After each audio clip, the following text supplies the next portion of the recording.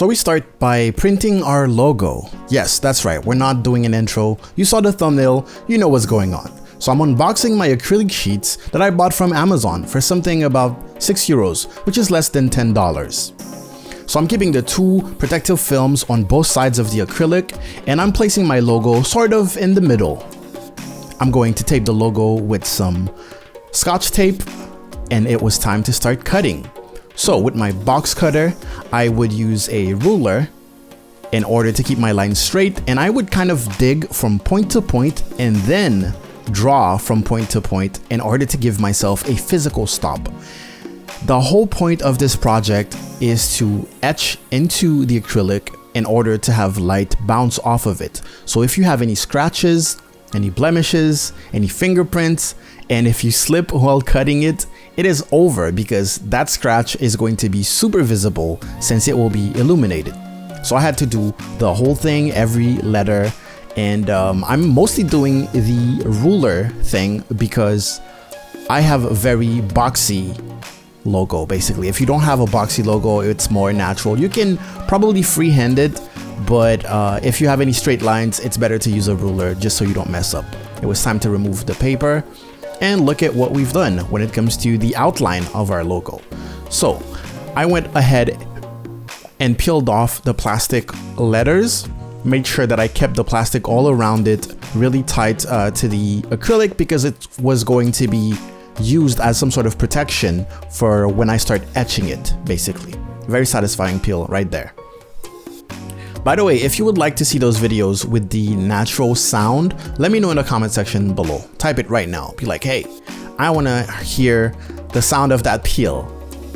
The problem is that I usually blast music, so it's kind of hard for me not to get a copyright strike, but I can put headphones on. So I popped out my Dremel and it was time to start etching. The thing is, I had to use multiple bits until I could find something that I was comfortable with. I ended up finding the one bit that is metal. It is full metal, and then the top is round and flat. And that was the best one for me. So as you can see, I'm trying to using it as a 90 degrees, so straight into the plastic, and it was great. You can see me basically go overboard a little bit, but thank God we still have that little plastic protector that helped me not spill too much. But I did go overboard a lot of times, and the result is going to be far from perfect, but the use is going to be in the background. It's going to be probably out of focus. It's still going to look very good. Okay, so final peel of the protective layer to see what I had made for the past hour, basically, because it took me a while.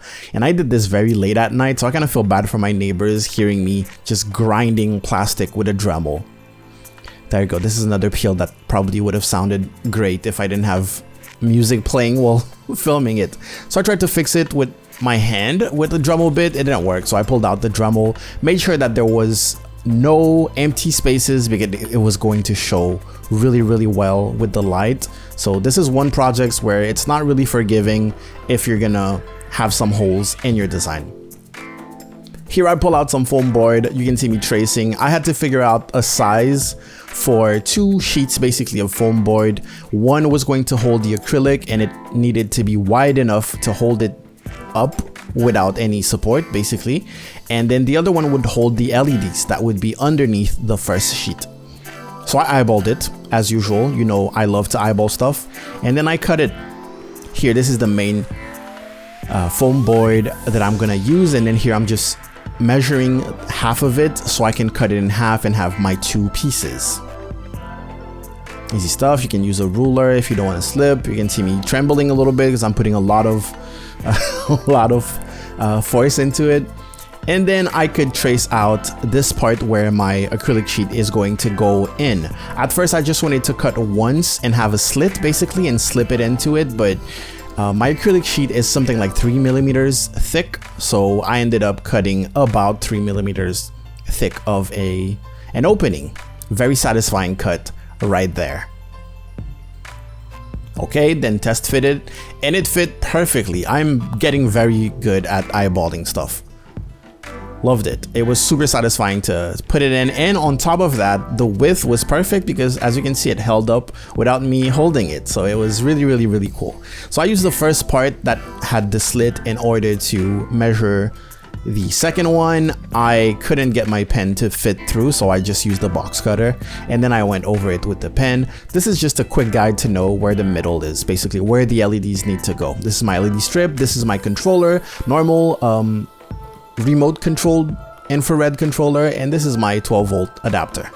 There you go. And then I did the placement of the LED, traced around it just to make sure. They're usually about 1 centimeter or half a centimeter wide, and then I had to cut just a little indent, not too deep, just enough for the whole thing to sit flush.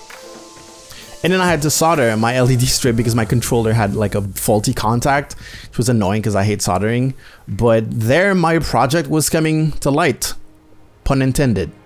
And finally I could see what it would look like and have a good idea of the light that was going to beam through this slit into the acrylic in order to light up my logo. Hopefully you really get like the concept by now. So another test fit just to make sure that my the hole that I dug for the LEDs wasn't pushing through and you know, causing an imbalance. Fun fact, I'm actually not using the adhesive on the LEDs because it just fits perfectly, and I can change the LEDs whenever I want. This is me peeling off the back protective layer, and of course I'm putting my fingerprints everywhere. Hindsight, I shouldn't have done that because acrylic turned out to be very hard to clean. I actually don't have any footage of me properly cleaning it and having it cleaned, but you'll get the idea. So here it was, and it was time to kind of clean it. I just went through with tissue paper, which wasn't a good choice because it left a bunch of residue, but this is what the final result kind of looked like. It is going to be like even cleaner, but this is all I have when it comes to footage, so here it is. I thought it was going to be too dim because of the tiny LED strip, but it's actually pretty bright. If all the lights are off, it will illuminate the room. This is not a night light. You cannot sleep with this on. It will keep you awake. The white color ended up being one of my favorites, even though it is RGB and you can have pretty much every color you want. Purple looks great too. And yeah, I'm really proud of this. I can't believe I made this with my hands. And the only thing it cost me was the €6, so less than $10 just for the acrylic sheet. Of course, I own the Dremel and the LED strip, but it looks amazing. I'm really proud of this one. So if you have any comments, let me know what you think in the comment section below. Would that be something that you would like? And if you want to see more of my videos, I have a whole playlist of my DIYs for content creators. Other than that, thank you guys so much for watching. Go out there, make me proud. Get level out.